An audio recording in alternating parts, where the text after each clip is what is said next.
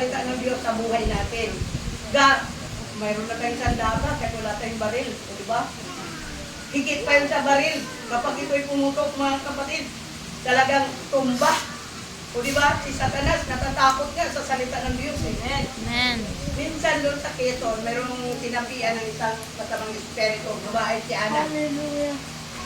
Siya po ay dating miyembro ng rebelde sa kanilang lugar doon sa Bicol.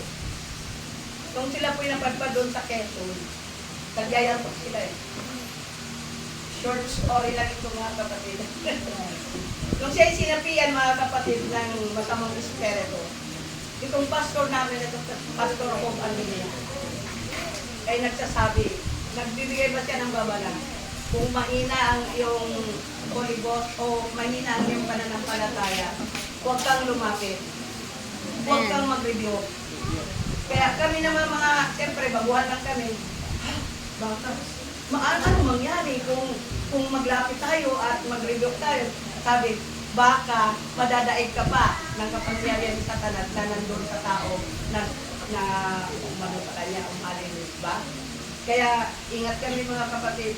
Pero nung si Pastor Bob ay daladala yung Bible, sumisigaw yung sumanib doon ng mga espiritu. Huwag ka lumapit! Huwag ka lumapit, napapaso ako. O, di ba? Doon na ang pagkakataon na tinanong ni Pastor Bob. Sino ka? Sabi niya, ako si Rolando Bumanga na sumanib kay Ana. Kaya, nung sumanib kay Ana, napalayas yun ni Pastor Bob dahil nirebuke niya at sabi niya, kung hindi ka aalis sa katawang ito, babautismohan kita. Isasama kita ng pagbautismo sa pangalan ni Jesus. Sabi niya, hindi, aalis na ko. Umalis siya. Diba? Nung umalis na siya mga kapatid, sumanib na naman sa ibang tao.